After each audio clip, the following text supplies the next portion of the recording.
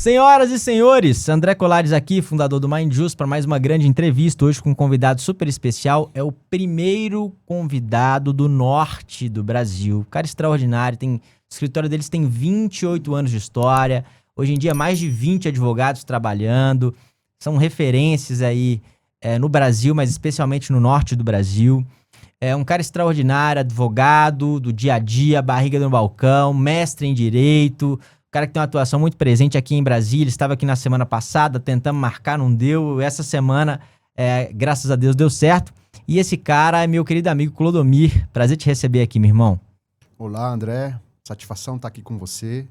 Esse espaço que enriquece a advocacia e, na verdade, é um espaço onde a gente divide as experiências, os colegas todos que vêm aqui dividem as suas experiências com você e quem só tem a ganhar é a advocacia criminal que nos ouve. Irmão, prazer grande te receber. Eu queria, Clodomir, rapidamente, queria aproveitar que você está aqui para a gente entender um pouco da advocacia do norte do Brasil, que tem as suas peculiaridades, né, cara? Especialmente no Pará, que é um estado gigantesco, que tem ali marcado por casos grandes na história do Brasil, de repercussão nacional, mundial. E eu queria aproveitar um pouco disso aí. Mas antes, irmão, eu queria te escutar o seguinte. Eu te apresentei brevemente, mas queria que você se apresentasse. Você fez mestrado na área de Direito Fundamental, foi isso? Sim. Eu me formei em 2001, né? Na sequência, eu fiz uma especialização em advocacia criminal. Legal. À época, eu fui para o Rio de Janeiro, morei um ano lá, fiz na Cândido Mendes. Legal. Era muito comum nessas épocas, nesse período, final dos anos 90, início dos anos 2000, Rio e São Paulo, em verdade, concentravam as melhores especializações, né? Então, você tinha, em alguns outros pontos do Brasil, alguns cursos de pós-graduação esparsos, né? Mas os melhores cursos mesmo, a gente não tinha ainda esse formato virtual. Você poderia ter as aulas online, isso a gente não tinha nem ideia que poderíamos chegar a isso. Então, e eu me lembro que em Belém, à época, tinha algumas especializações, mas as especializações todas voltadas, assim, de forma mais genérica, né? Então, por exemplo, eu lembro que tinha uma especialização que era em processo, de forma genérica. Você via todas as áreas do processo. Mas como eu já tinha um foco naquela época para o criminal, desde o primeiro semestre da faculdade, eu já comecei a estagiar na defensoria, então já saí da faculdade mesmo sabendo que a área que eu queria trilhar era a área da advocacia criminal. Eu acabei indo para o Rio, fiz essa especialização, passei um ano lá, voltei para Belém e em Belém segui trabalhando no escritório, né, aplicando na prática isso, né, e depois de alguns anos, na sequência também comecei a dar aula, lecionar na faculdade, prestei concurso na Universidade da Amazônia, fui aprovado. Entretanto, com um caminhar muito pesado da advocacia, era aquela época, esse início da minha advocacia foi quando essas operações da Polícia Federal ficaram muito constantes, né? De final de 90, início dos anos 2000, foi quando essas megas operações estouraram de verdade. Então a gente tinha uma agenda de viagens no escritório, principalmente para o interior do estado, aquela região de Santarém, Altamira. Então eram viagens que às vezes demorava 3, 4 dias, a semana inteira. Então isso me criava uma dificuldade muito para compartilhar isso com a agenda da universidade. Então optei por ficar apenas na advocacia, dentro daquele preceito que a gente só pode abraçar a distância que os nossos braços comportam. Aí focado na advocacia, quando a roda começou a girar, daí você fez o mestrado. Já vim fazer o mestrado, sempre o mestrado no meu plano, né? Sim. Na verdade, quando eu me formei, a ideia inicial era fazer o mestrado. Eu já estava com um planejamento pronto, ir para São Paulo, eu ia me estabelecer em São Paulo, tentar um mestrado por lá, e aí surgiu esse curso da pós-graduação em advocacia criminal no Rio de Janeiro. Então, legal. Melhores professores na época, Nilo Batista, Luiz Fantástico. Guilherme Vieira, advocacia criminal do Rio de Janeiro, Tobarandier, pessoas assim, Nélio Machado, Geraldo Prado, ainda era juiz, não lembro se era juiz ou desembargador, acho que juiz. Então, acabei indo para lá. Depois de algum tempo, tentando encontrar esperando que em um momento eu tivesse uma tranquilidade maior. Sim. Os anos foram passando e eu fui percebendo que essa tranquilidade nunca vem, né? Não, ano que vem vai ficar melhor, daqui a 2 anos vai ficar melhor, eu vou ter um tempo melhor para fazer o mestrado. Quando eu percebi que esse tempo nunca ia chegar. A advocacia é muito atribulada, né? Os desafios são... A gente constantes, vai né, abraçando novos desafios e parece que vai vindo coisa mais complexa com o passar do tempo. Eu falei, olha, vou fazer o mestrado. Aí resolvi fazer, foi em 2017. Fantástico. Né? E aí, uma área de direitos fundamentais, mas que se conecta diretamente com a parte do direito criminal, né? E aqui, a gente conversava aqui nos bastidores, hoje em dia vocês têm 3 áreas de atuação no escritório, é isso? Isso, nosso escritório começou em 98, eu à época era estagiário, né? Mas participei ali da formatação inicial. O escritório inicialmente tinha 2 sócios, o meu pai, que era promotor aposentado, e um outro promotor aposentado, Miguel Vilhena, com quem eu estagiava. Né? O pai se aposentou. Você estagiava no Ministério Público com ele? Não, estagiava no escritório dele. Ele já era promotor aposentado, Miguel Vilhena. O meu pai, à época, estava secretário de Justiça, terminou o último governo do Dr. Almir Gabriel, ele se aposentou do Ministério Público e passou a advogar no escritório com Miguel Vilhena. Formaram uma sociedade de advogados. Então, eu, apesar de estagiário, participei ali da formatação, me lembro... Eles eram promotores na área criminal? Na área criminal.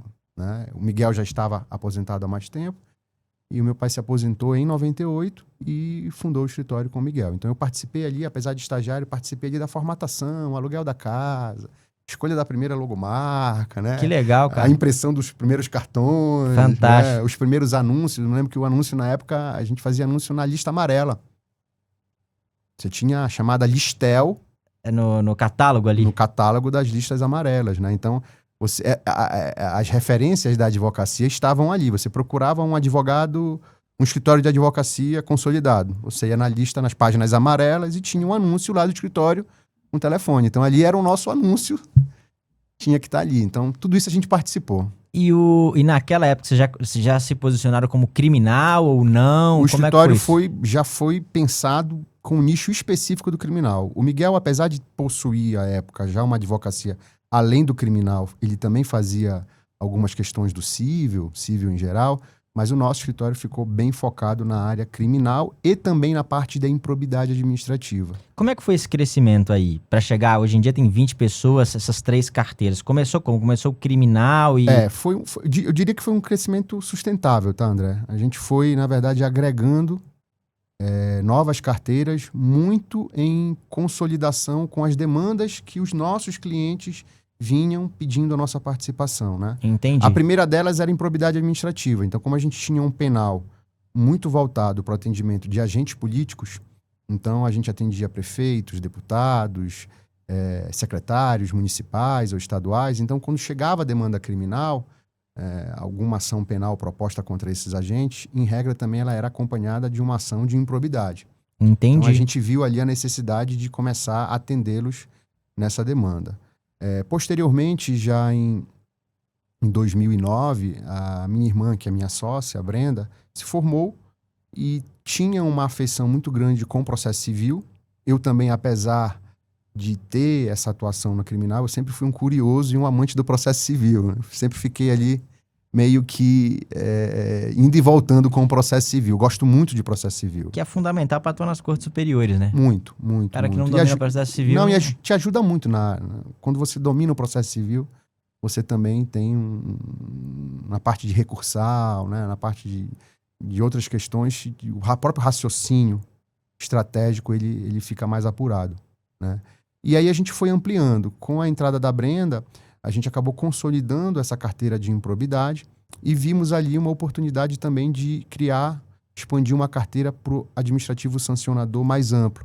Processos disciplinares, né? E também começamos, como a gente atendia muitos agentes políticos, começava a ter muita demanda de consultorias de prefeituras, né? Entendi. De uma forma, ampliar essa carteira. E junto com essa demanda, os empresários que a gente já atendia no criminal, né, do penal econômico, também acabavam nos demandando por algumas questões contratuais.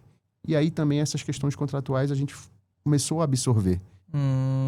Né? Então foi uma coisa muito orgânica que partiu ali do criminal, os clientes chegavam, não, a gente vai, toca, por favor, encontra um advogado parceiro, quero que você esteja à frente, se não for você, mas eu quero que você seja o que toque a causa pra gente. Agora, uma curiosidade mesmo, Clodomir, até uma questão estratégica. Quando você acha que é caso de parceria, de colocar um parceiro, e quando você acha que é um caso assim de, cara, expandir, assumir o risco, contratar gente, treinar pessoas, tal, às vezes trazer um sócio.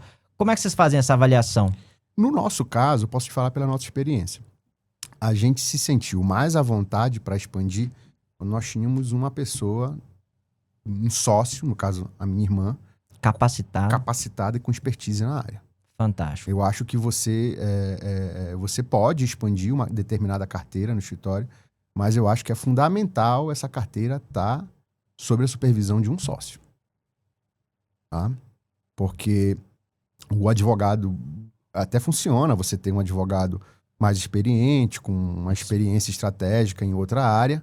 Legal. Mas ele tem que ter ali a parceria de um outro sócio, que eu imagino que aí você tem que ter a figura do sócio participando do negócio mesmo, com todo o interesse no crescimento daquela carteira, e aí ele aplicar a expertise dele naquela área. Aí eu vejo com chances de funcionar.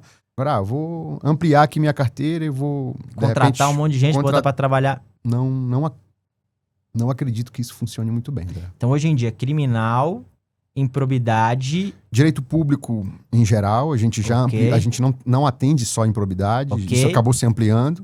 Fantástico. Direito público, servidores, administrativo, em geral. E né? empresarial? Empresarial com foco no contratual, né? Com cível contratual. Cara, fantástico. Fantástico, fantástico. E como é que funciona aqui, então? Daí tem sócios representando cada uma dessas cadeiras. Temos hoje 3 sócios no escritório, né? Eu e o meu pai, mais antigos, a minha irmã que entrou depois, em 2010. Né? Ela Seu pai tá com quantos anos? Vai estar com 72. E tá lá metendo marcha ainda? Não, hoje em dia ele fica mais numa figura de um consultor, né? Fantástico. Então, algumas causas ele participa de algumas reuniões, algum despacho nos tribunais, mas o dia a dia é a gente que toca mesmo, né? Fantástico. Somos 3 sócios, né? E temos os outros escritórios, os outros advogados associados, né? E em breve devemos também já trazer, alguns associados devem virar sócios do escritório. O que você acha disso, cara? Para quem cresce é fundamental. Não tem como você crescer e você não transformar o seu advogado associado em sócio. Eu não consigo imaginar isso. As demandas vão crescendo, as responsabilidades vão crescendo e você tem que ter pessoas, né, com o mesmo olhar seu, né?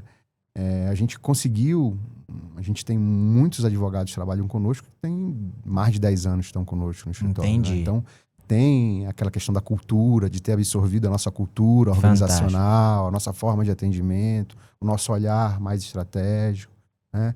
Apesar da gente ter crescido, André, a gente não perdeu aquele toque da advocacia estratégica, aquela advocacia mais personalizada. Então, mesmo nessas outras carteiras, a gente implementa essa pessoalidade, né? Então, não há causa que se feche lá que não passe pelos sócios, né? Entendi. De alguma forma. Isso é fenomenal. Isso é uma coisa que a gente não abre mão. Cara, vamos lá. Agora, queria entrar... Uma curiosidade. Essa questão dos agentes políticos foi uma coisa, Clodomir, planejada? Ou aconteceu? Quando você se assustou, já estava no meio desse nicho de clientes e tal? Esse nicho começou muito pelo foco como o escritório começou, né? Como eu te falei. O meu pai, à época, estava secretário de Justiça. Entendi. Era promotor de Justiça, né? Aí se aposentou, saiu do Ministério Público e deixou o governo. Então, havia ali um contato muito forte com o governador, com os secretários, os próprios prefeitos. Né? A gente estava muito próximo da classe política. Entendi. Né? Mas, assim, a gente também nichou a nossa advocacia muito para isso. Entendi. Né? Então, a gente, assim... Algumas outras causas da área criminal a gente acabava não fazendo. Então, a gente ficou muito reconhecido no nosso mercado por ter esse nicho específico, né? E, graças a Deus, conseguimos alguns êxitos e isso vai se reverberando e vai se consolidando. O que você acha desse negócio de nichar mesmo, de entrar num subnicho? Porque, cara, é um nicho do nicho, né? Pô, você tá numa região, daí você atua no criminal, você atua no direito penal econômico, com foco em agentes políticos. É uma coisa... O que você acha dessa super especialização? Olha, Na verdade, ela te dá um conforto, né? Porque você começa a ter a repetição dos casos, você vai percebendo que as soluções que o Ministério Público vai encontrando para determinadas investigações, elas se repetem. Fantástico. Muitas das vezes as falhas também se repetem, Fantástico. assim como os acertos também. Então a gente acaba tendo uma visão bem interessante pela quantidade de casos da mesma área que a gente analisa. Fantástico. Né? Então isso dá um referencial pro escritório. Eu recentemente, André, fui procurado por um parceiro nosso, um advogado já experiente, que atua lá em Santarém, que é um outro polo do estado muito da região oeste, e ele me pedia que eu assumisse uma causa na área de tráfico. Né? Era um processo complexo, era um empresário que estava sendo acusado de uma suposta associação criminosa, e segundo ele, eram acusações muito graves, mas, porém, muito infundadas diante do histórico desse empresário. Eu não me senti um tanto quanto à vontade, porque essa advocacia de drogas, a gente chama de drogas, essa parte desse processo, ela é bem específica. Bem específica. Bem específica. Então, assim, olha, tenho que confessar que não é a minha praia. Não é a minha praia. Posso fazer? Posso. Mas não é um local onde eu tenha conforto técnico de dizer, olha, eu posso pegar uma denúncia, já ler, já ter uma ideia, né, quais são os pontos frágeis. Então, assim, eu não tenho muita afinidade, então eu prefiro hoje ficar ali na zona, a nossa chamada zona de conforto, que já Sim. é muito difícil, né? Sim. Que não dá nem para chamar de zona de conforto, mas é aquela atuação. Então, sempre tem colegas hoje que já têm esse nicho específico. Sim. Conseguem entregar muito mais nessa área, né? Mas é uma questão de opção. Eu, particularmente, acho que, de fato... Vejo com bons olhos essa super especialização. Muito, muito positivo. Muito positivo. Que, se você for ver, na área criminal, o Ministério Público hoje tem buscado essas especializações. Tem mesmo. Há muito tempo, né? Então, você tem já isso também, né? Agora uma pergunta, cara. Você fala das operações. Você comentou que nos anos 2000 começaram a estourar as operações e a advocacia muito intensa. Eu queria saber um pouco disso com as peculiaridades da sua região, porque, pô, região que tem ouro, região que tem madeira, então tem uma perspectiva de operação um pouco diferente do contexto, uma região que tem, pô, fronteira, né? Fronteiras muito, muito grandes e tal. Eu queria te escutar sobre essa questão das operações ali. O que você vê no Pará? Você fala, cara, isso a gente só vê aqui, André. Eu atuo lá no São Paulo, atuo no Rio, atuo em Brasília. Cara, a gente não vê. Agora, no Pará, cara, isso só se vê aqui. Pra gente dar uma dimensão pro Brasil como um todo sobre isso. O que a gente pode falar, essas operações da Polícia Federal, comentava com você ainda há pouco, né? Começaram ali no final da década de 90, início de 2000. No nosso estado, a gente tem várias regiões. O Pará é um estado com dimensões continentais, né? Falava você antes, são 144 municípios. E nós temos ali 3, 4 macro-regiões que são bem diferentes uma da outra. Né? Quais são? Então, você tem ali a região metropolitana, você acessa todas as cidades de carro, sem problema nenhum. Você tem uma região do Salgado, que fica em torno de 200, 300 quilômetros de Belém. Você também acessa todas essas cidades de carro, sem problema nenhum. Mas você tem outras regiões que são bem distantes da capital. Né? Então, por exemplo, tem a região do Marajó, que é um arquipélago, que você não consegue fazer a maioria dos percursos só de carro. Você pode ir de carro, mas aí você vai ter que pegar uma balsa, né? Uma balsa com uma viagem longa, demorada, né? Ou então, aí em determinado local você vai ter que parar com o seu carro e vai ter que pegar, de fato, um barco para poder chegar num local mais distante. Né? E normalmente tem comarca nesses lugares, comarca, juiz da comarca, promotor da comarca. Eu particularmente tive uma situação inusitada. Não era uma operação, mas eu defendia um médico, né, numa região lá do Marajó, e ele estava sendo acusado, uma acusação de certa forma grave. A filha dele, uma colega advogada, esteve comigo no escritório e disse: Clodomir, papai mora lá, tu sabe, há muitos anos nessa cidade, é o médico da cidade, aconteceu essa situação, está sendo acusado, queria te contratar. Eu falei, vamos lá, me passa a cópia do processo físico ainda, né? Mas ela falou, olha, mas eu quero que tu vá para fazer todas as audiências lá. Puta. E detalhe, nós estamos sem... A cidade não tem pista de pouso. Então, atualmente, nem avião está conseguindo pousar lá. Que é muito comum ali, aqueles aviões de pequeno porte, assim, né? Você fazer algumas viagens desses aviões de pequeno porte. Então, vai ter que ir de navio mesmo. Eu falei, não, sem problema, isso pra mim não é problema. Vamos lá, navio grande, um camarotezinho lá, bota uma rede e vai e chega lá.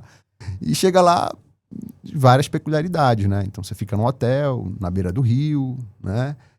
De manhã cedo, vai pro fórum, não tem táxi, não tem Uber, né? Pega um mototáxi. Né? Mototáxi, cara? Mototáxi, eu vou andando. Eu já andei muito de mototáxi na minha cidade, cara. Isso é uma graça, né? Agora, claro, isso não é um pouco folclórico, mas não é o nosso dia a dia. Claro. Mas você falava dessas operações da Polícia Federal. Nas operações da Polícia Federal, a gente tem uma particularidade muito grande, que são as operações na área ambiental. Sim. Né? Então, a gente tem algumas áreas ali do estado, na região ali de Itaituba, região oeste, né? Que há uma exploração de ouro clandestina muito grande. Então, vira e mexe, você tem ações da Polícia Federal ali. Você tem também uma grande gama de atuações em operações envolvendo extração ilegal de madeira, falsificação de documentos nessa área ambiental, né? E aí as investigações são diversas da Polícia Federal. Né? A gente particularmente já teve algumas atuações nesse tipo de operação. Né? Aí tem Madeira Limpa 1, Madeira Limpa 2, 3. Os nomes são engraçados, são bem sui generis, né? Nomes das operações. Me menciona aí operações assim desafiadoras, grandes que você atuou, se puder. Olha, tive uma... foi também essa envolvendo madeira em Santarém. Isso aí, para mim, é sui generis, porque são aquelas coisas que marcam você, a sua advocacia, né? Acho que em 2004, 2002. Então, uma outra realidade de advocacia, processo físico, né? A própria investigação criminal muito diferente da que hoje é realizada. Era aquela época das interceptações. Então, interceptação principal, meio de prova. Antes, durante e depois da operação. O grampo, ele existia antes, durante e depois. Então, você estava 100% monitorado, inclusive os advogados. Sim. Né? E nós fomos constituídos. Era um empresário, a atuação dele era em Santarém. Ele foi preso em Fortaleza. Tinha feito uma viagem para Fortaleza e lá em Fortaleza ele foi preso. E na época, meus sócios foram para Fortaleza para poder acompanhar essa transferência dele de Fortaleza para Santarém, e eu fui para Santarém. Saí de Belém e fui para Santarém. Era uma prisão temporária. E pelo cenário que a gente percebeu, talvez não fosse tão interessante já entrar com habeas corpus no TRF. A estratégia que a gente estabeleceu com um advogado parceiro que nós tínhamos lá era que a gente ia, no primeiro momento, pelo menos no primeiro, segundo dia, apresentar logo ele para prestar depoimento, junto com o delegado. Era um cenário, em termos de mérito, um tanto quanto tranquilo. Então a gente entendia que talvez o primeiro depoimento dele poderia ser um divisor de águas, de repente até para o delegado já entender que não era o caso de mantê-lo preso, né? E aí eu fui para Santarém. Quando eu aterrizo em Santarém, o telefone era aquele menorzinho, né? Que ele chamava, aquele Nokia. E aí o meu telefone toca, né? Quem me ligava era justamente o colega, que também tinha sido preso, o advogado desse meu cliente, que tinha sido preso na operação. Então, portanto, só poderia estar falando do presídio. Meu Deus do céu. Dizendo que, olha, eu sou fulano de tal, advogado do fulano, né? Ele não me disse que estava preso, mas eu tinha lido a decisão e imaginava que se ele não estivesse, deveria estar, né? Olha, eu advoguei para fulano, tá tendo essa operação, estou sabendo que vocês estão advogando para essa pessoa, eu queria, de certa forma, a gente poder conversar e tal. Cara, eu tive uma presença de espírito na hora e disse, meu amigo, infelizmente, como você disse bem, você advogou, você não advoga mais, né? Estamos já com poderes, né? E não querendo fazer juízo da sua postura, mas creio que você agora é um investigado. Então, não faz muito sentido a gente ter contato com você e não ter interesse nenhum de ter contato com você. Entendeu? Ele em breve prestará depoimento e vai prestar todas as informações. Cara... Grampo, com certeza, rolando. Se eu não falo aquilo, se eu não tenho a presença de espírito para ter essa presença e, sabe, aquilo marcou muito a minha advocacia naquela época. Agora uma curiosidade aqui sobre isso. E só um detalhe, André, creio que quando a gente apresentou o cliente para prestar depoimento, o delegado quase que praticamente disse, olha, eu estava ouvindo. Ah, eu ouvi aquela conversa, né? que legal, Eu ouvi cara. aquela conversa. Eu queria te escutar sobre exatamente isso aí. Eu vejo que em vários momentos da nossa conversa aqui, Cleber, você fala, pô, essa postura estratégica, essa coisa de uma advocacia que pensa além do tradicional. O que para você é essa advocacia estratégica? Essa questão assim do... André, eu penso assim, nesses casos de grande operação, o advogado tem que ter uma visão assim que é o divisor de águas dele. Primeiro, quando você tem um cliente que te apresenta uma condição com muitos elementos para enfrentar o mérito, então ele tá numa tranquilidade que as ações praticadas por ele se revestem de uma legalidade e de um nível de licitude que te dão uma tranquilidade para enfrentar o mérito da acusação. Sim. Esse é um cenário. E você tem outros cenários que são mais desafiadores porque você percebe que ali, em termos de mérito, para você enfrentar o que a investigação está colocando, existem inúmeras fragilidades. Então, primeiro você tem que saber diferenciar os cenários. E a estratégia vai depender para cada cenário que for apresentado. Se você tiver um cenário de mérito razoavelmente estabelecido, com evidências concretas que botam o seu cliente, digamos assim, numa caixa diferenciada do restante da investigação, eu acho que a sua postura durante a própria investigação já tem que ser proativa. Totalmente proativa. Ir sabe? lá, apresentar, mostrar Ir lá, boa fé. pedir para prestar depoimento, entendeu? Apresentar a documentação, sabe? Ser bastante proativo. E isso, durante os anos, tem mostrado que é muito positivo. Tá? Ainda que não gere para a polícia um resultado, às vezes o Ministério Público consegue, posteriormente, perceber isso. E se o Ministério Público não perceber, durante o processo, você sai na frente. Porque você vai poder dizer, ó, eu estou falando isso lá desde o início. Eu venho batendo nessa tecla desde o início. Né? Fantástico. Diferente quando você tem uma situação onde os elementos ali que envolvem o mérito da investigação, da acusação, não te dão tanta tranquilidade com relação à posição que o seu cliente está. Aí você já tem que pensar numa defesa com uma estratégia processual, verificar as provas, né? Se há alguma questão de competência para ser levantada, né? Hoje nós estamos vivendo aí essa era digital das provas, então há um espaço muito grande, porque essas práticas estão sendo consolidadas, o entendimento dos próprios tribunais está se consolidando. A cadeia de custódia da prova hoje, para mim, é talvez o ponto mais sensível do processo penal. A gente vai ficar falando sobre cadeia de custódia da prova durante pelo menos uns 10 anos. Concordo. No mínimo. No mínimo. Vai ser o tema, vai ser um dos eixos centrais do processo penal, vai ser cadeia de custódia. Primeiro que a interpretação dos tribunais ainda está se consolidando sobre isso, né?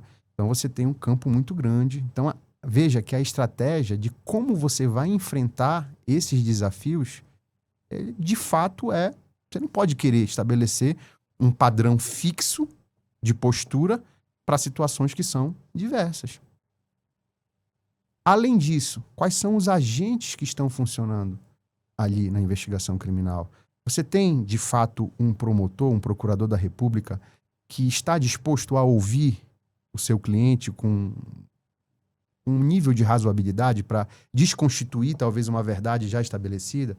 Fantástico. O delegado que você está tratando, seja policial federal, policial civil, é um delegado experiente, delegado que já participou por outras investigações, né? Porque isso também conta. Sem dúvida. Né? Então, por exemplo, às vezes a gente recebe alguns desafios, algumas causas, e os clientes às vezes vêm com aquela... Isso acontece muito quando o cliente tem aquela postura de estar tranquilo com relação ao mérito, né? Não, eu quero ir lá falar com ele, eu quero falar com o delegado, ele vai perceber que eu estou falando a verdade. Eu vou lá falar com o promotor, ele vai perceber que eu estou falando a verdade, eu vou provar tudo que eu estou falando. Só que do outro lado da bancada você tem às vezes um profissional um tanto quanto mais fechado para ler isso. Aí o que acontece? No momento desse, você tem que também ter essa leitura. Fantástico. Porque se você apresenta essas evidências já nesse momento de investigação, aquele profissional que não está aberto para aquilo, ele simplesmente vai fechar os olhos e vai dar uma meia volta vai tentar encontrar um outro ponto de fragilidade da investigação. Fantástico. Por exemplo, você está trabalhando isso acontece muito. Você está trabalhando, por exemplo, crimes licitatórios. Então, a linha de investigação do Ministério Público é de que o serviço não foi prestado. Ali houve uma fraude, o serviço não foi prestado. Aí você vai lá durante a investigação, você junta um relatório fotográfico, você junta uma perícia particular, você junta notas de atesto, uma documentação extensa de que o serviço de fato foi prestado. Os produtos foram entregues, ou então a obra foi concluída. O que pode acontecer? A depender de quem esteja sobre o comando da investigação, você tem que dar um contorno em cima daquilo ali, um bypass em cima daquilo ali. Aí já vai trabalhar o quê? O sobrepreço. Não, mas agora o sobrepreço vamos verificar. Então você tem que realmente também ter essa inteligência estratégica para perceber quem são os atores. Né? Então, assim, na advocacia criminal, cara, eu creio que um dos pilares fundamentais da atuação do advogado é esse olhar estratégico. Como é que ganha isso, Clodomir? Ah, cara, só com o tempo. Cancha mesmo. É, cancha. Claro que você tem condições de potencializar isso, né? Como que você acha que? Para quem está iniciando, eu diria que você tem que investir em conteúdos como o que o seu portal oferece. Né? Hoje a gente tem uma gama de conteúdo acessível para quem está iniciando, né? Então, entrevistas, né? Eventos onde esses profissionais participam e passam um pouco da sua experiência. Isso talvez seja um ponto de partida, né? Mas, na prática, você tem que tentar estar num escritório desse, buscar uma parceria com um escritório, estar num escritório que tenha essa expertise para você ganhar essa experiência, buscar, às vezes, um estágio que também te oportunize isso, né? Você tem estágios que são fundamentais. Você, por exemplo, alguém que imagina eu quero seguir a advocacia criminal. Eu indicaria estagiar no Ministério Público. Vai lá, faça um estágio no Ministério Público. Tente encontrar um estágio no Ministério Público, seja no federal, no estadual. Se você encontrar uma promotoria muito interessante, você vai aprender muito lá. Porque você vai ver como a acusação trabalha. Eu, particularmente, estagiei os 5 anos da faculdade, a maior parte do tempo na advocacia, desde o meu primeiro semestre, na Defensoria Pública. Mas quando chegou no último ano, eu senti falta de ter esse olhar da acusação, para entender um pouco como é que a lógica funcionava. Então, eu passei 6 meses, quase 6 meses, 8 anos, estagiando no Ministério Público também. Eu reputo para quem queira, o profissional queira isso, investir na prática quando as coisas acontecem. Até uma questão, Clodomir, que eu acho que é legal. Dentro desse caso ainda, você falou, olha, André, tinha uma temporária, eu decidi apresentar o cliente, não impetrar o habeas corpus no TRF1. Eu queria aproveitar essa pauta do volume de habeas corpus, do HC 1 milhão, para te escutar sobre isso, cara, porque a gente vê hoje em dia às vezes um desespero, né? Às vezes o advogado já mete lá um habeas e já escala na 691, leva o negócio supremo. Queria te escutar sobre essa questão estratégica envolvendo o habeas. Como é que você pensa um pouco sobre isso aí, cara? É muita sensibilidade, né? Muita sensibilidade e análise de cada caso. Não tem uma receita de bolo ali. Não tem uma receita de bolo. Mas, assim, há alguns parâmetros, né? Por exemplo, prisão temporária. Se você pega o decreto. O decreto está muito mal fundamentado, né? Assim, grotescamente fundamentado. Aquela decisão muito genérica. Já é um ponto que pode te tender a, de repente, manejar o habeas. Mas o que está por trás disso aí? Que investigação é essa? Qual o nível de comprometimento do teu cliente? Esse decreto de temporária foi de 5, 10, 15 dias? O que está por vir nesses próximos dias? Né? Porque de repente seja até mais interessante você impetrar logo, porque talvez aqueles primeiros dias sejam fundamentais para você conseguir a liberdade. Fantástico. Você tem que ter essa visão. Talvez o tiro que você possa dar seja nos próximos 3 dias. Fantástico. Então você tem que ter uma conversa bem sincera e bem aberta com o cliente. Mas nem sempre você recebe todas as informações. Né? Então é realmente um ponto sensível. Eu diria que não tem uma receita de bolo.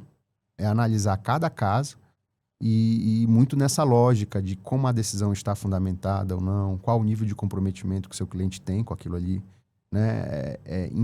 Qual, qual o desenrolar que a investigação está, que nível de desenrolar a investigação está. Está muito embrionária, ela já avançou um pouco, né? Porque a gente já foi colocado em alguma... Essa situação que eu narrei para você de Santarém, que eu desci, quando o caso nos foi colocado, a gente verificou que o cliente realmente estava ali numa situação, talvez até porque outros profissionais os colocaram, a empresa muito bem estabelecida, sabe? Muito bem, né? Ele com muita tranquilidade de que não tinha falado nada no telefone com ninguém, é uma pessoa que pouco usava telefone celular, uma utilização muito restrita. Você conversava com ele e percebia ele muito tranquilo com relação a isso. Então a gente falou, não, vamos apresentar logo ele para o delegado, vamos prestar o depoimento no primeiro dia, vamos sentir. E aí a gente percebe se a gente entra com uma revogação ou pede o habeas corpus. Entendeu? Então isso tem muito esse feeling, né? E uma questão... A preventiva. Se às vezes entrar com habeas corpus logo de primeiro momento, pode vir uma decisão, uma negativa pesada, né? Tem que saber se já tem algum desembargador prevento, né? Às vezes é o contrário, às vezes você entrar com a revogação, mostrando a fragilidade do decreto, vai dar a oportunidade para o juiz meio que melhorar a fundamentação. Melhorar, apesar de que isso não pode ser levado em consideração, mas você sabe que isso na prática não é muito assim que acontece, né? Então, às vezes, é melhor, de repente, enfrentar logo o decreto, né? Mas é uma análise...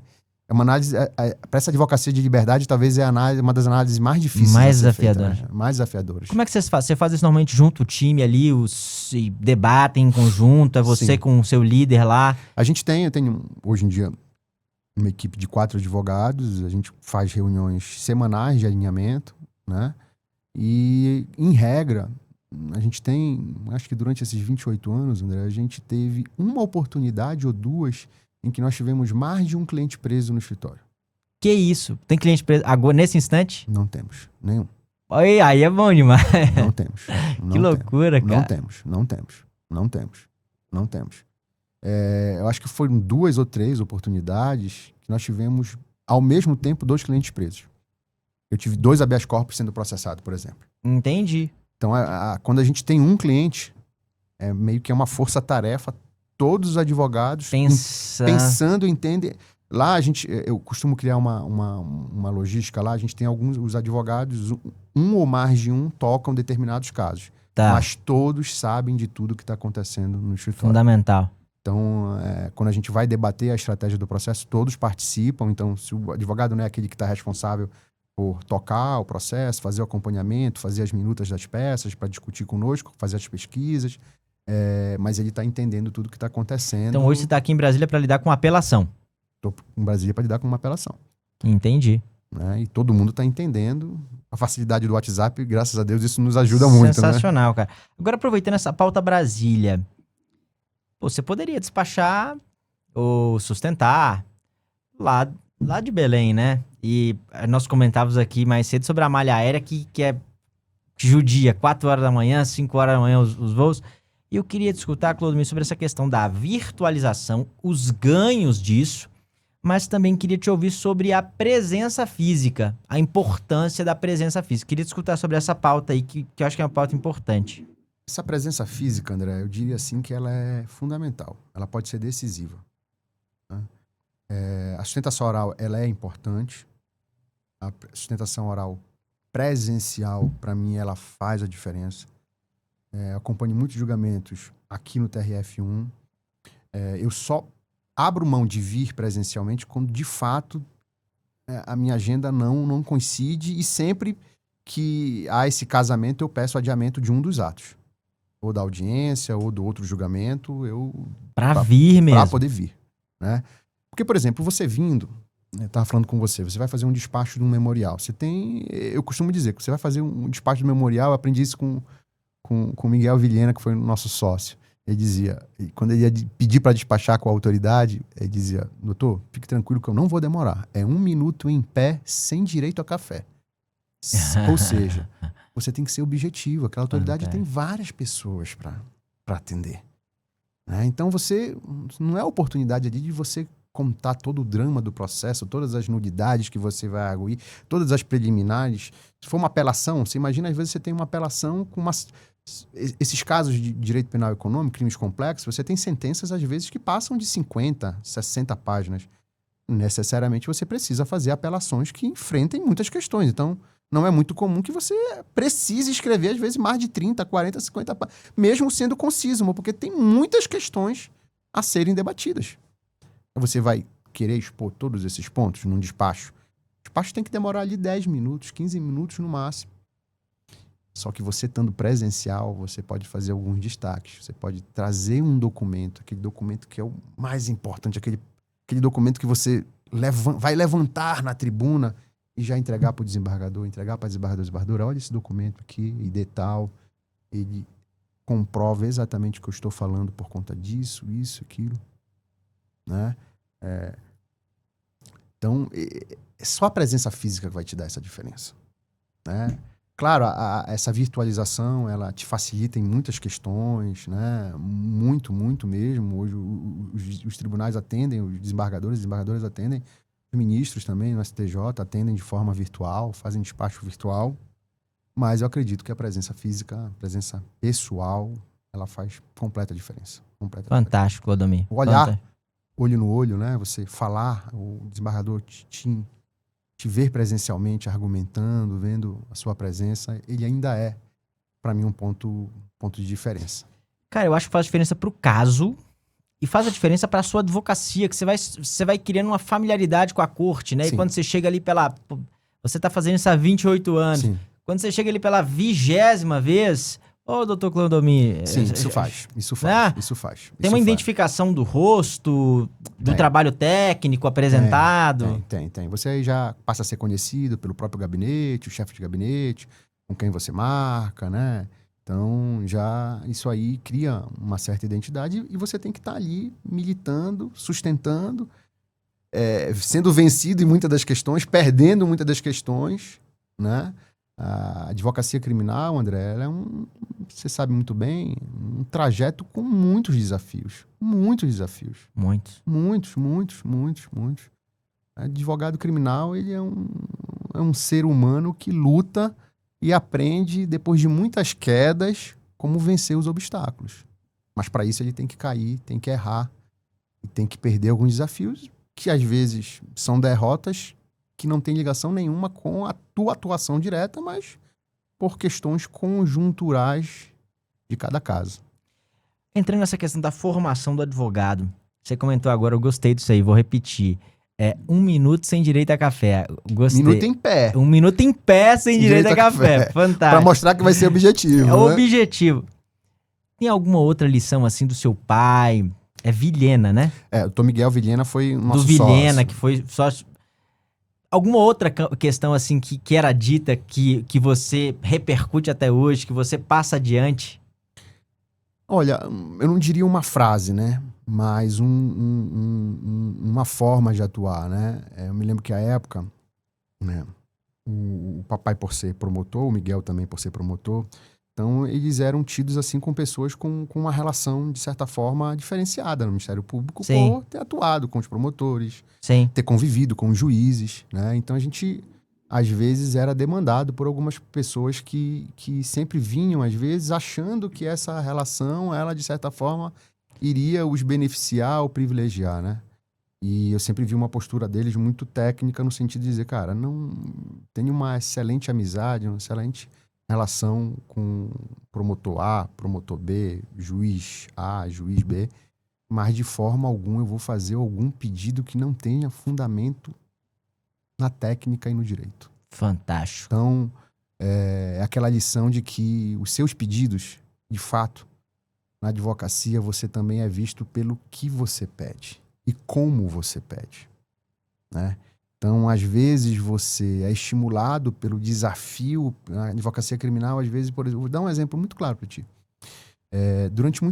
Isso hoje talvez tenha ficado um pouco deixado de lado, mas durante muito tempo, chegava um cliente com uma prisão decretada, olha, doutor, tá aqui, ele tem um problema cardíaco muito grave, nós podemos pedir uma prisão domiciliar para ele, né?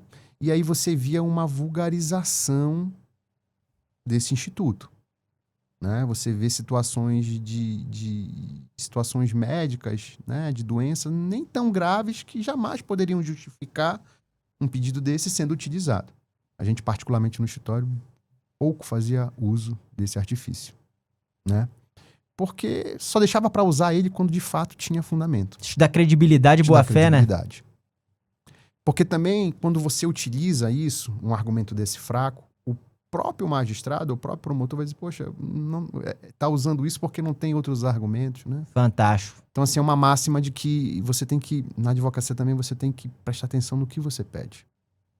Magistrado, promotor, às vezes, começa a criar um conceito de que seus pedidos são bastante inadequados ou quase sempre fora da curva. Isso vai atrelando a sua imagem de uma forma Ruim. negativa. Isso é uma lição que eu guardo, assim, muito. Eu tenho um cuidado muito grande com relação a isso. Fantástico, cara. Um cuidado Agora muito falando grande. sobre moldar a personalidade, sobre as vitórias dele, a gente falava aqui há pouco, né? Eu fiz uma maratona no ano passado, eu sei que você é Ironman, já fez triatlon, vários Ironman. Queria te escutar sobre isso, cara. Como é que você conseguiu encaixar isso na rotina? Eu me lembro que eu tinha que fazer aos sábados, no ano passado, eu tinha que fazer meus longos ali aos sábados, eram 25 quilômetros, 30 quilômetros. Daí você já ficava ali horas correndo. O Ironman são 5 horas de treino, 6 horas de treino. Como é que é isso, cara? Como é que... Bem, primeiro, eu só consegui encaixar porque na época eu era solteiro, né? Então, pronto. Primeiro ponto, era solteiro e sem filhos. Pronto. Né? Mas na advocacia era interessante. Eu, quando vinha para Brasília, aí eu vinha com uma sacola com roupa de treino, então já tinha que estar com a agenda toda programada. Saía do tribunal, às vezes já ia direto para academia, porque não podia perder o treino. Não pode. Não pode, né? Então ia para academia antes, treinava e depois ia para o tribunal. Né? Ia para São Paulo, também levava todo o meu equipamento de treino. Sim, equipamento de treino que eu digo natação e corrida. Sim. Né? E aí tentava encaixar um treino de bike na academia, né? Mas assim, a planilha sempre ficava prejudicada por conta das viagens, né? Sim. Isso é verdade. Mas eu digo que o desafio do triatlo ele foi muito importante para a questão da força emocional, né? A advocacia criminal, sobretudo, é uma atividade de resiliência. Você às vezes está sendo testado, né? A força punitiva é uma força que, em determinadas situações, ela esmaga. Esmaga o investigado, esmaga o acusado, esmaga o processado e esmaga o próprio advogado que está auxiliando ele ali. Então você tem que ter uma força mental de ter tranquilidade com o que você está fazendo, que o resultado ele não vai vir, de repente, nos 5 primeiros quilômetros, nos 2.000 metros de natação. Esse resultado vai acontecer lá para frente, né? Então, o triatlon, o esporte de endurance como um todo, ele te dá essa força mental de preparar a tua habilidade de resiliência. Você está preparado, você sabe que você vai ter desafios, você vai precisar passar por esses desafios, e cada vez que você passa por esses desafios, você se molda, né, um agente mais forte para lidar com essas dificuldades. Fantástico, Domi. Me fala uma coisa aqui, cara. Livros. Queria que você desse recomendações pro nosso público aqui de coisas que, pô, André, isso aqui foi importante para mim. Então, o exercício disso foi importante para mim. Tais livros, tal prática. Pô, foram coisas que eu adotei na minha vida aqui, que, pô, terapia, não sei, coisas que eu adotei pra minha vida aqui que fizeram diferença na profissão, na vida pessoal, no todo.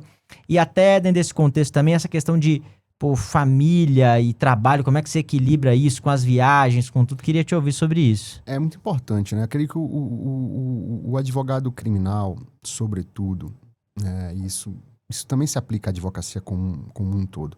Eu penso que ele tem que estar muito antenado a tudo que acontece na sociedade. Então, você fazer a sua advocacia nichada não tira a necessidade de você ter um conhecimento sistêmico. Fantástico. De tudo que está ao seu redor. Então, quanto mais você tiver acesso a uma literatura, um romance, literatura sobre política, sobre história. Eu, por exemplo, sou aficionado por ler jornais. Adoro ler jornal. É uma atividade que eu faço Físico? físico e digital. Então, dificilmente eu saio de casa sem abrir algum jornal. Então, tem os jornais do estado que eu leio, são 2. São Paulo tem alguns, Rio tem alguns. Então, domingo também leio, quase todo dia. E hoje em dia você tem os portais de comunicação, né? Então, você também leio muito isso, né? Então, notícias sobre política, sobre esporte, o que está acontecendo. Depois que eu fiz o mestrado, me interessei muito por filosofia também. O saber filosófico, ele te impulsiona e te molda a um pensamento crítico que é muito importante para a atividade contrapunitiva, Fantástico. né? Então, mas assim, cara, o fato de você nichar a tua advocacia não significa que você tem que ficar com a sua cabeça nichada só no direito criminal. Tem Fantástico. muitas demandas da área criminal que se você tiver um conhecimento razoável de direito constitucional, de direito administrativo, até de direito civil, vai te fazer a diferença. E Fantástico. sabe onde faz a diferença também, André? No atendimento ao cliente. O advogado que tem esse conhecimento sistêmico, que tem consegue enxergar a situação fática para além de uma única lente. Então, se você ficar só usando a lente do direito penal, você às vezes não consegue enxergar determinadas soluções. Você tem várias lentes que o direito te proporciona. Tem a lente do direito constitucional, tem a lente do direito administrativo, tem a lente para além do direito, tem a lente da filosofia, tem a lente da sociologia. Então, se você conseguir ter uma visão mais sistêmica das humanidades em geral e do conhecimento, e se você conseguir aliar isso com a tua experiência prática, com a vivência, você consegue chegar num nível de resolução, de posicionamento estratégico para propor soluções para aquelas questões mais refinado. Cara, fantástico. Fantástico. Tem algum livro, alguma coisa assim que você recomenda? Fala, André, isso aqui faz parte do meu dia a dia, isso aqui é um livro de cabeceira, tem alguma coisa assim que você acha que é legal comentar com o pessoal? Não, eu não tenho livro de cabeceira, tá? Não, assim, a gente faz uma carga de leitura muito pesada durante a semana, né? Concordo.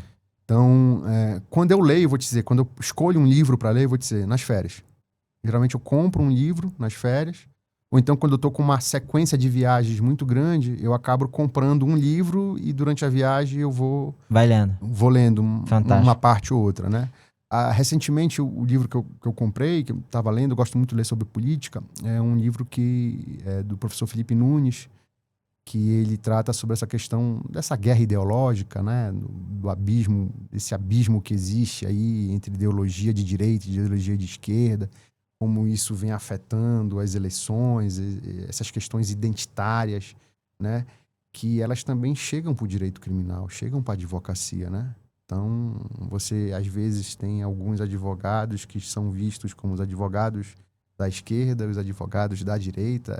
Esse conflito ideológico ele está permeando toda a nossa sociedade. Hoje eu tenho lido bastante sobre isso, tenho refletido muito sobre isso também, e como a gente precisa estar antenado para que isso, de certa forma, não nos atrapalhe. Fantástico. Porque você vai despachar como desembargador, você vai despachar com uma desembargadora. Como é que ele te enxerga? Como é que você enxerga ele? Que reflexões ele, em regra, né? Você sabe, no despacho, depois do despacho, às vezes vem uma conversa, sim, né? Um comentário, outro, e a gente vai criando relação, vai entendendo essa relação humana, essa psicologia aí. A gente precisa, às vezes, estar antenado sobre isso. Cara, fantástico. Eu acho que isso é uma coisa legal, que é um recado que você deixa pro pessoal, que é amplie o repertório. Né? Amplie o repertório para que você tenha uma visão mais sistêmica, que te dê mais assertividade na resolução dos problemas. Fantástico, cara. Fantástico, fantástico. Agora, queria, caminhando pro final, tem referências, assim, pra ti, no campo do direito e fora do direito, que você acha que é legal deixar registrado aqui? Tem muitas, né, cara? Processo penal, a gente tem uma gama de processualistas aí sensacionais, né? Sensacionais. Eu costumo dizer que tem literaturas aí que a gente vai passar anos e anos e anos e décadas e vai continuar estudando por elas, né? Pega um livro de processo penal do Torinho, professor Torinho, né? Tem a própria estrutura do Damásio para estudar o direito penal, né? São livros que quando você vai... Os manuais estão um pouco, digamos assim, demodê, né? Estão ficando, né? A gente está Sim. estudando cada vez mais por livros recortados, que são Sim. temas de dissertações, de teses, né? As teses têm ficado menores também, Sim. né? As dissertações têm ficado menores, né? Então, mas você tem livros aí sensacionais, né? Então, o que eu diria para a turma mais nova que está iniciando, cara, você tem inúmeras referências, né? Eu, particularmente, sempre estudei muito processo penal. Então, inclusive, semana passada teve um evento aqui em Brasília. Do Torinho, em homenagem ao Torinho. Professor Torinho, né? Uma pena que eu não consegui participar, cheguei até a me inscrever, mas não consegui, a agenda não permitiu. Mas eu ainda vejo ele como uma das maiores referências, né? O Auri, essa turma toda nova que entrou. Então tem várias referências nacionais aí que são fundamentais e, assim, o aprimoramento técnico é um dos pilares da advocacia criminal, né? Fantástico. Se você tem a base da estratégia, que ela é importante, ela não funciona sem um aprimoramento técnico. Os pilares da advocacia, eles têm que estar todos interligados, se conectando e retroalimentando todos, né? Você não... Só ser estratégico não funciona. Você tem que ter o pensamento estratégico aliado ao preparo técnico. Fantástico. Você tem que ter o preparo técnico aliado à combatividade. Você tem que ter a combatividade aliada a uma capacidade de comunicação verbal e escrita adequada. E, além de tudo isso, você tem que ter um pensamento humanístico, né? Você tem que ser humano. Se você não for humano para enfrentar a advocacia criminal... Não dá. Não dá. Não dá. Meu irmão, caminhando para o final, temas que você acha que vão dominar a advocacia, que a gente tem que se preparar para isso? Todos nós, jovens, quem já está com estrada... André, essas aqui são minhas apostas para o contexto da advocacia. Eu estou vendo esse movimento aqui. Tem alguma coisa nesse sentido? Sem sombra de dúvida, a cadeia de custódia da prova, né? Os temas envolvendo também as provas digitais, as nulidades, envolvendo como essas provas digitais entram no processo, como é que elas vão ser valoradas, a importância da cadeia de custódia da prova. Veja, esses maxi processos, essas mega operações, lá atrás existia uma metodologia de investigação. Final de 90, início de 2000. Qual era a metodologia de investigação? Se instaurava um inquérito policial, se iniciava uma investigação, tomavam-se alguns depoimentos, se recolhiam algumas evidências e, na sequência, se pedia uma interceptação telefônica. Essa interceptação telefônica era renovada a depender de quantos agentes estavam ali sendo investigados. Se cumpria, chegava a fase de cumprimento da operação policial. Em regra, com muitas prisões, né? Se mantinha a interceptação telefônica durante o transcorrer do cumprimento dos mandatos e depois você tinha ainda uma fase posterior, pós-operação. Era finalizada a investigação e você tinha os pontos centrais da acusação junto com isso, as quebras de sigilo bancário.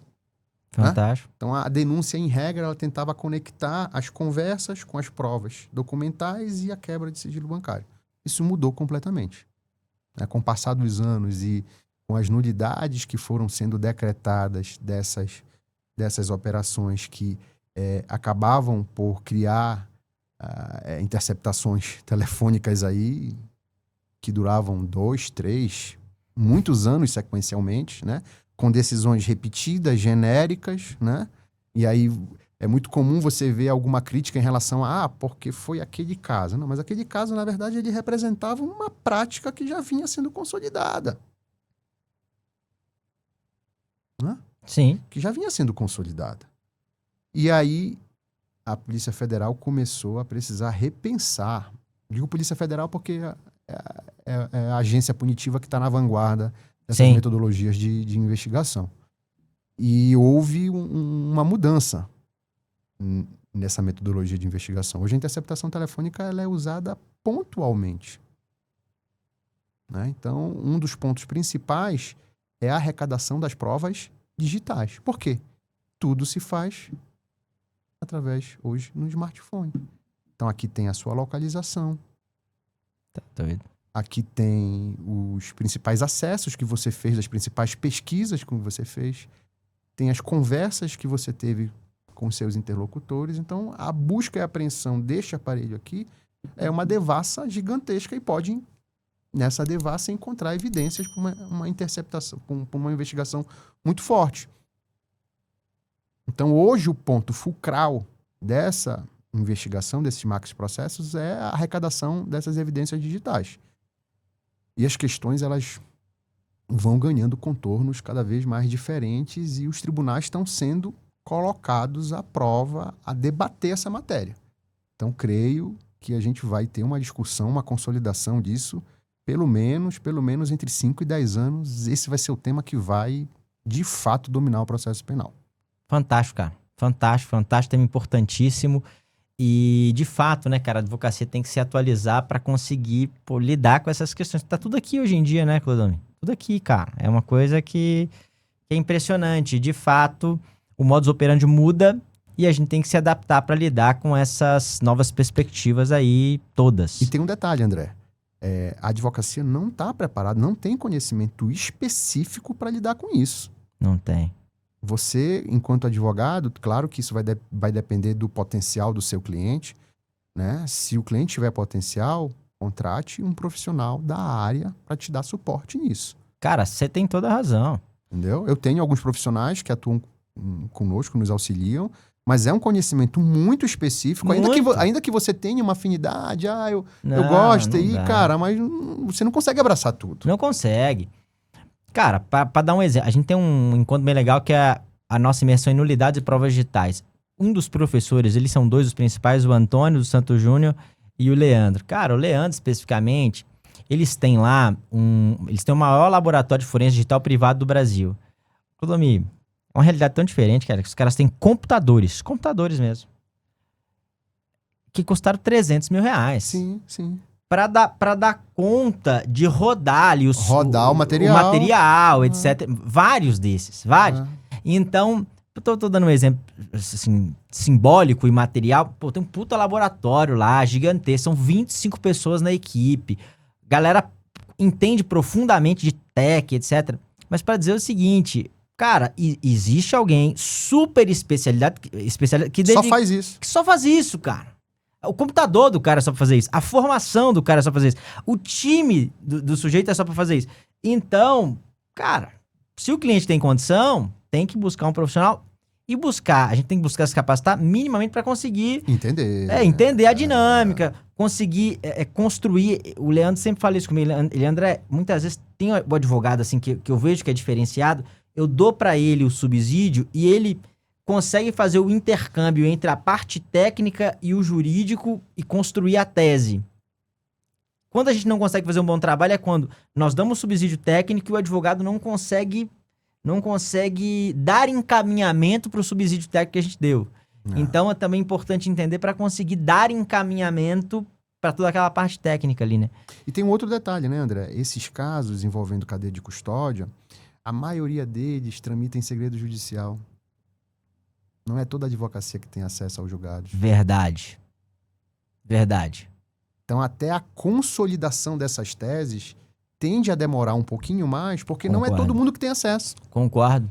Não é uma simples busca que vai te gerar o encontro daquela tese, né? A simples violação da cadeia já gera nulidade da prova ou não. Fantástico. A que ponto de violação deve acontecer para que a confiabilidade daquela prova possa ser sustentada, né? Aí a gente entra numa discussão quase que filosófica sobre isso aí, se é no momento da valoração, da entrada, se posteriormente, né? Não, isso é realmente importante, cara. Até nesse curso, a gente fez um curso lá para os membros do Mind Just, tá lá disponível na plataforma, que sobre provas digitais, e a gente combinou, eu falei, cara, filma seu laboratório para mim, para o pessoal ter noção do que é. Não só mostrar, filma lá, né? Bota uma câmera lá e ele filmou, mostrou a maleta do Cellebrite, como é que funciona uma extração, qual que é a tela que aparece, o que é o Cellebrite, tem o tabletzinho e tal, as outras ferramentas que tem. Até gravei um podcast com ele aqui, ele mostrou, falou, cara, é com essa ferramenta aqui que a gente extrai HD, é com isso que a gente faz isso.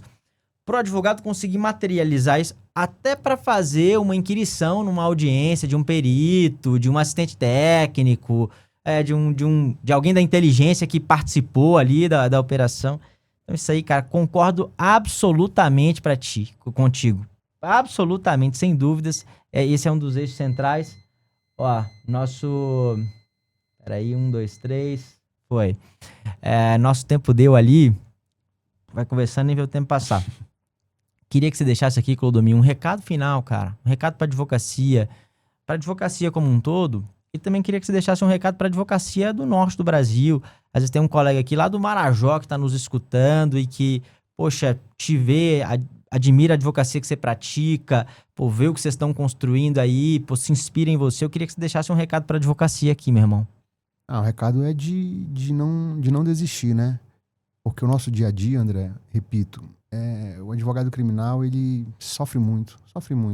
É toda hora ouvindo não. A carga acusatória, ela não acontece só sobre o investigado, sobre o processado. E a gente é ser humano, né? A gente é humano. A gente absorve. Ainda que você, uma certa experiência, em determinada situação, você tente se distanciar daquele sofrimento da família, do acusado, do investigado, aí você absorve. Então, o recado principal é de manter a resiliência. Hoje, os abusos eles vão se tornando mais complexos, vão se sofisticando, mas o sofrimento é o mesmo, às vezes muito maior. E dizer que praticar resiliência, ter força mental e entender que às vezes o resultado que você busca em determinada defesa, ele nem sempre acontece no primeiro passo que você vai dar. Às vezes o primeiro passo é apenas a primeira porta que você está abrindo, né? Então, você tem que ter a noção de que, às vezes, é necessário, sabe, receber vários recados, receber vários nãos, ter várias quedas para se preparar para vencer o obstáculo final que vem à frente. Então, essa capacidade de resiliência é o recado que eu acho que é fundamental para quem está na advocacia criminal e para quem pretende exercê-la, né? Senhoras e senhores, Clodomir Araújo Júnior, falei certo? Isso.